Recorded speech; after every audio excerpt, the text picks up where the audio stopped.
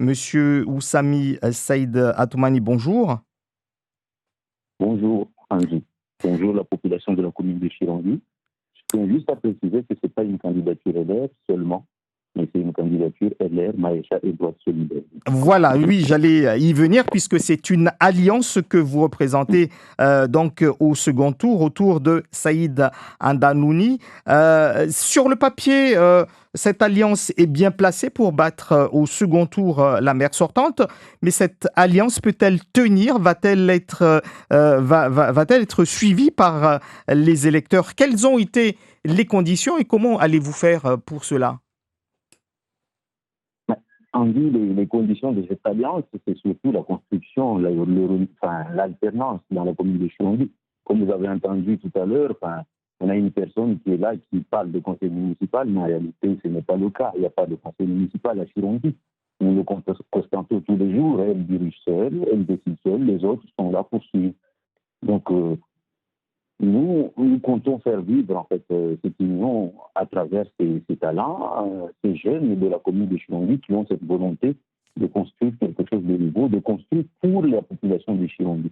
Parce qu'il ne suffit pas d'étaler des projets. Moi, j'ai écouté hier et ce matin, on étale des projets avec des sigles pas possibles qu'on ne comprend pas. Mais en réalité, qu'est-ce que bénéficie la jeunesse de Chirangui? Que bénéficient les jeunes de Chirangui par rapport à tout ça? Il n'y a pas grand-chose. Donc, nous avons une alliance des jeunes qui se connaissent. D'autres ont été déjà dans le même groupe auparavant, mais les circonstances politiques ont fait qu'il y a eu des mésententes. Donc, nous, on considère que le premier tour est un primaire pour départager tout le monde. Les résultats sont tombés, donc nous nous retrouvons logiquement, en fait, parce que nous avons dressé le même constat pendant tous ces 12 ans passés. Donc, c'est logiquement qu'on se retrouve ensemble pour faire émerger un autre projet pour la commune de Chirangui et faire vivre autrement cette population dans l'unité et l'entente pour Mais, l'ensemble des personnes qui habitent.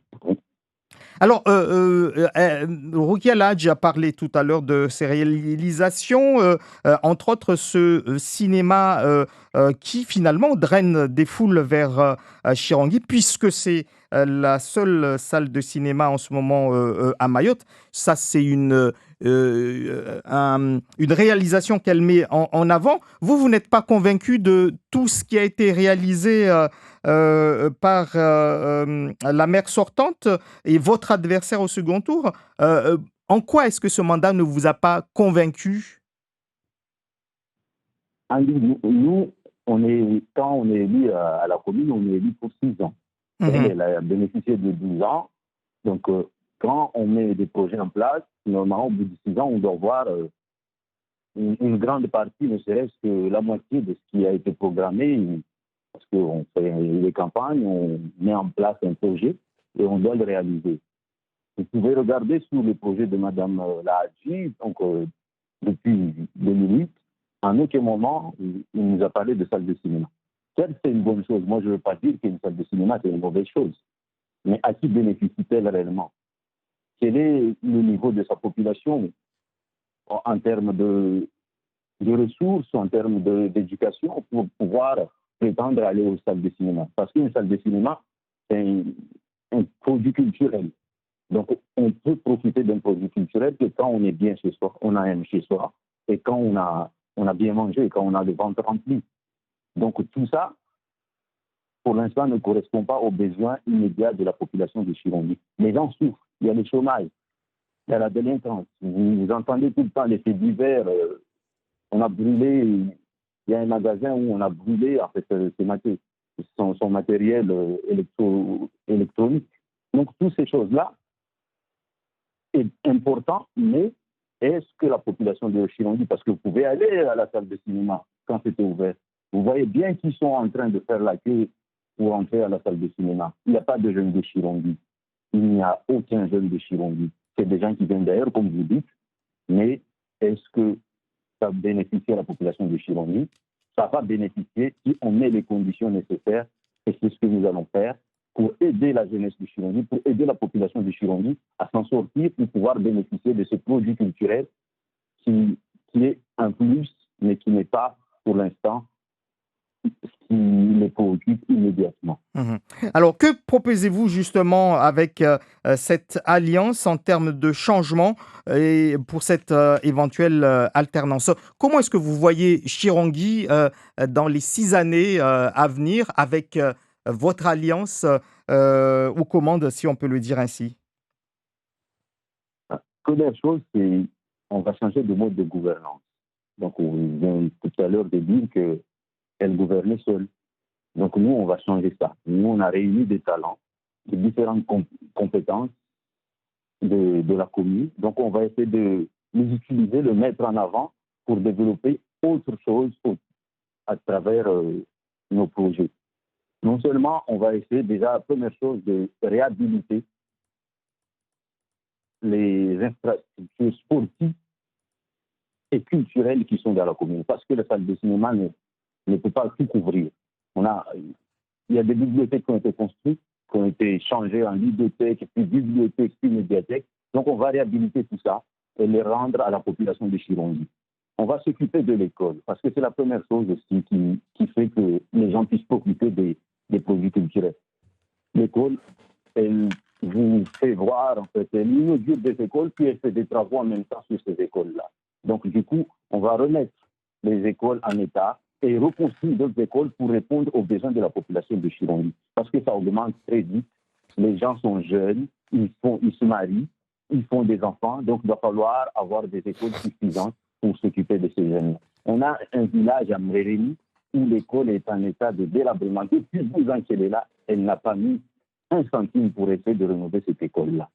Donc, du coup, on va essayer de remédier à tout ça pour rendre les gens responsables et pour qu'ils puissent profiter des autres produits qui seront mis à leur disposition.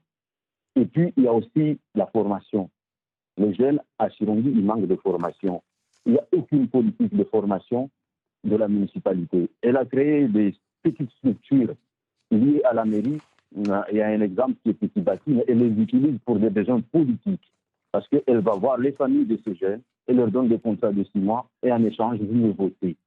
Donc, tout ça, on va mettre fin à tout ça. On va utiliser ce Petit Bâti, un outil qui peut être formidable pour l'insertion des jeunes, au service des jeunes. On va mettre en place, on va essayer de recruter des formateurs qualifiés pour travailler avec ces jeunes-là, afin qu'ils puissent être qualifiés et s'en sortir, parce que il ne suffit pas de prendre un jeune, un Petit Bâti, 6 mois, et puis le laisser 2 ans, et puis le reprendre 6 mois. Il faut que les jeunes qui sortent de Petit Bâti, ils s'en sortent dans la vie, qu'ils aillent se mettre leurs compétences au service d'autres entreprises, parce que Petit Bâti ne peut pas être un endroit où on revient et puis on s'en va, on revient sans développer aucune compétence.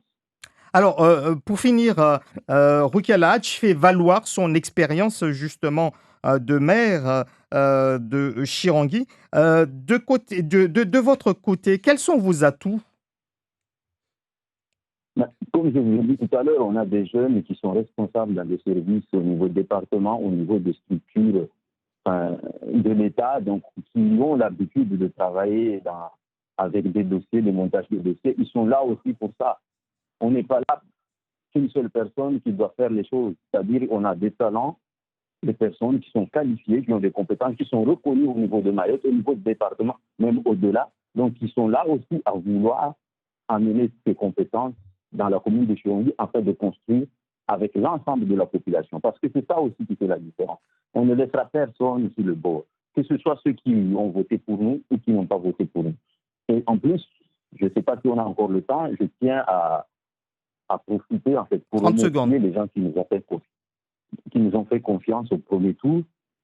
Donc, ils nous ont accordé les 18%, parce que moi, je suis issu plutôt de Maïcha. Mais aussi à remercier l'ensemble des électeurs de la commune de Chirongi qui sont déplacés. Ceux de LR, donc, qui ont massivement voté pour leur candidat, et ceux de droite solidaire, qui ont montré qu'ils existent aussi et que leur voix compte. Donc, je leur demande de confirmer leur choix. Parce Merci. que là, il s'agit de confirmer leur choix et donc de nous donner confiance. Donc, les statistiques sont déjà favorables, mais il va falloir concrétiser ça dans les urnes. Merci à vous. On vous retrouve à 12h20 pour la version mahoraise.